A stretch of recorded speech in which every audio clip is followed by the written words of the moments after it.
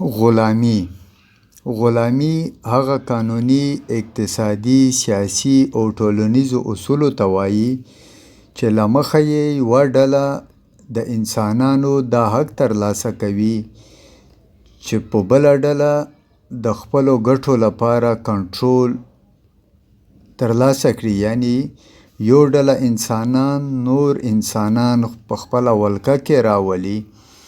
غلامي د زرګونو کالو راهیسې په نړۍ کې شتون لري، که څه هم په 19مه پېړۍ کې په قانوني توګه د ختمېدو سره دا ناروا عمل تر دې وخته پورې هم دوام لري، یعنی ختم نه شو، بلکې شکل یې بدل کړلو او تر اوسه انسانان د غلامۍ د لاسه ځورېږي. دا وخت د اټکل سره سم 40.3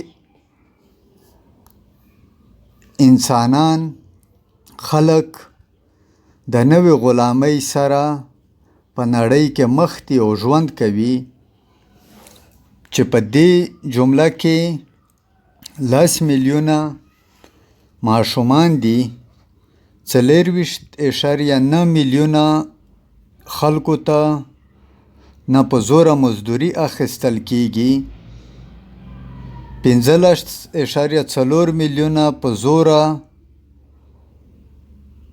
د ودونو د لارې غلامان کیږي، 4.8 میلیونه نور په زوره د جنسي استحصال د لاندې ژوند کوي. که څه هم نن سبا نیغ په نیغه د غلامانو په بیه، یعنی په پیسو باندې د اخیستلو دود نشته، خو د انسانانو استحصال او کنټرول واکمن دی او ډیر خلک اوس هم نشي کولی چې ځانونه د دې جبر نه خلاص کړي. غلام څوک دی؟ اول، په زوره چې کار ځنې اخیستل کیږي، یعنی د تشدد یا ذهني او بدني دړکو د لارې چې د چا نه کار اخیستل کیږي، چې جبري کار ورته ویل کیږي. دویم، د مالک اخیستلی یا کنټرول کړل شوی غلام، دا ذهني او بدني کنځلو یا د شکنجو او دړکو د لارې دی خپل اختیار د لاسه ورکړي.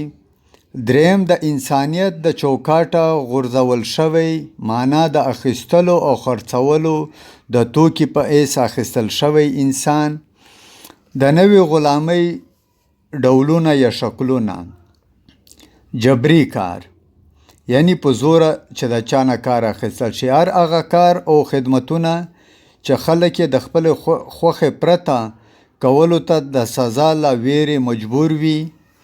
د پور په بدل کې کار، یعنی یو انسان دی، یو غریب انسان دی، هغه د یو مالدار سړي نه قرض واخیستلو، خو هغه قرض دی واپس کولی نشي، نو د هغې قرض په بدل کې دی دې ته اړ شي چې د مالک سره دی غلام پاتې شي.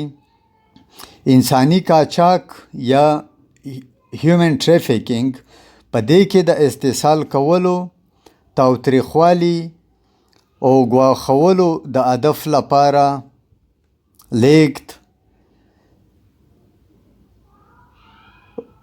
یا ساتل شامل دي.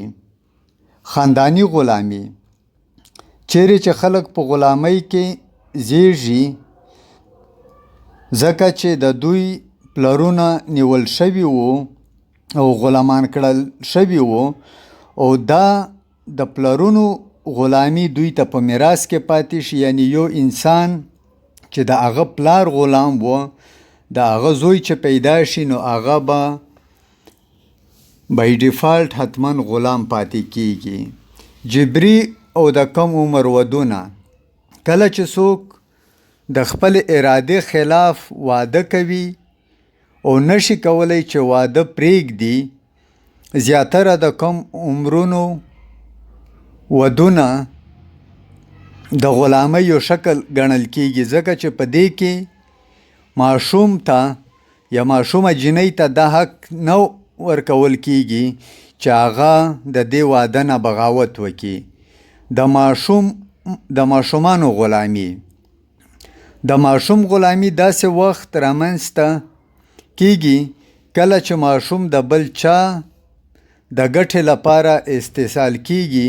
په دې کې د ماشومانو قاچاق، د ماشومانو نه د عسکري کار اخیستل یعنی چایلډ سولجر ځنې جوړول، د ماشومانو په وړوکوالي کې کم عمرۍ کې ودونه او د ماشوم کورنۍ غلامي شامله ده.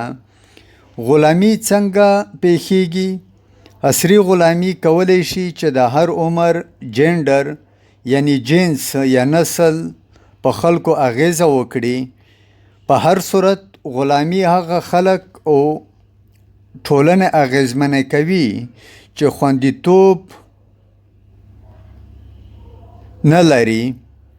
غلام هغه څوک جوړ شي چې په بېوزلۍ کې ژوند کوي او د مناسب کار امکانات نه لري.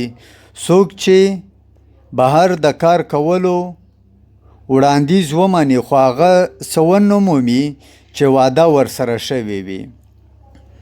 دا کیدای شي د هغه چا څخه وي چې د نسلي او کلتوري توپیري چلند سره مخامخ وي.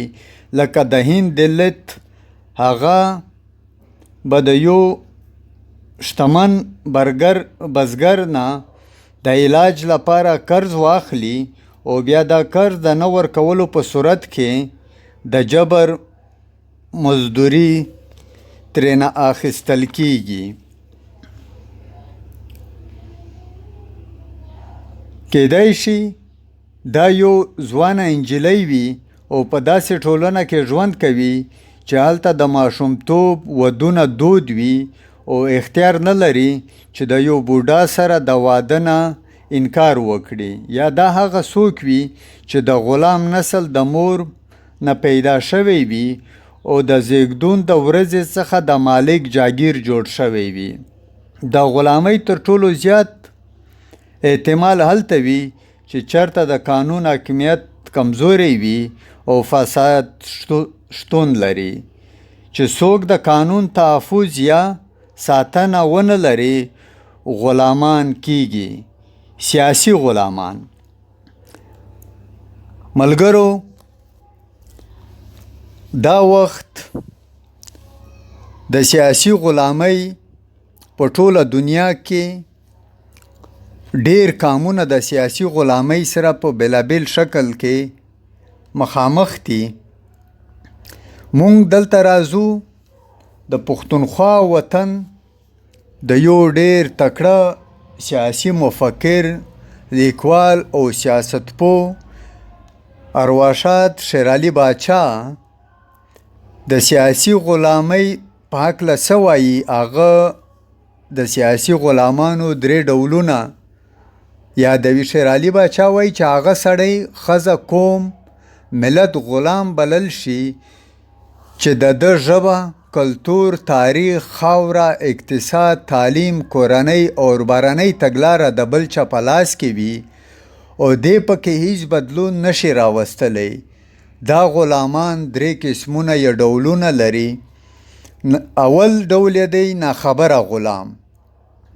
د شېرعلي باچا په قول دا هغه بدمرغه انسان یا قام دی چې د خپل غلامۍ نه ناخبره وي او خپل یې مزې او بدمرغه ژوند خپل بېمزې او بدمرغه ژوند ته د خدای له طرفه د ګناهونو سزا ګڼي او دا ازادۍ لپاره مبارزه نه کوي بلکې نفلونه او عبادتونه کوي. د شېرعلي باچا په قول دویم ډول غلام هغه انقلابي غلام دی چې هغه ننګیالی غلام دی چې د خپل ولس د غلامۍ نه خبر وي. دی بادار هم پیژني او د خپل غلامۍ وجوهات هم ورته معلوم وي. دی د ازادۍ لپاره هم په خپله مبارزه کوي او هم نور خلق ازادۍ ته لمسوي یعنی تیاروي، قانع کوي. د خپل وطن سیاسي تاریخ لولي، د خپل وطن په پولو او اقتصاد ځان پوهه کوي او دغه خبرې نورو خلکو سره هم شریک کوي. د ارواښاد شیر علي باچا په نیز دریم نمبر چې کوم غلام دی هغه ته دی خاین یا بدفطرته غلام وایي. دا غلام سره له دې چې د خپل قام غلامي ویني، ګوري، د هر څه نه خبر وي او پوهیږي هم، خو بیا دا بدخصلته غلام د بادار ستاینه کوي، صفتونه یې کوي، د بادار د اوږد ژوند سوال کوي، انقلابي غلام باندې تورونه لګوي. دی د بادار ساتلی کوټه سپی وي چې که بادار خبر وي او که نه وي خبر، دی د غلام کام په خلکو پسې غاپي او د خپل کام ساده خلک د بادار غلامۍ ته راکاږي. دا انتهایی کمینه، سپک خویه او بدخصلته غلام دی. د انقلابي غلام او د بادار رشته د مرزۍ رشته نه وي، بلکې انقلابي غلام موقع ګوري چې د غلامۍ زنځیر د اکا مخ ته راخلاص کړي او ځان آزاد کړي.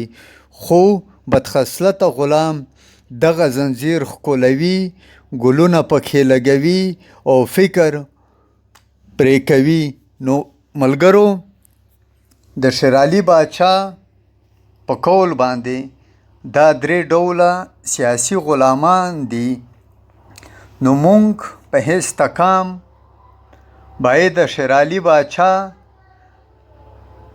په وینا باندې انقلابي غلامان شو چې خپل دښمن وپیژنو، د خپل دښمن نه د ازادۍ د سرلوړۍ مبارزه په مخ بوځو او خپل خوار او دردیدونکی ملت په خپلو ستونزو کړاوونو باندې خبر کو.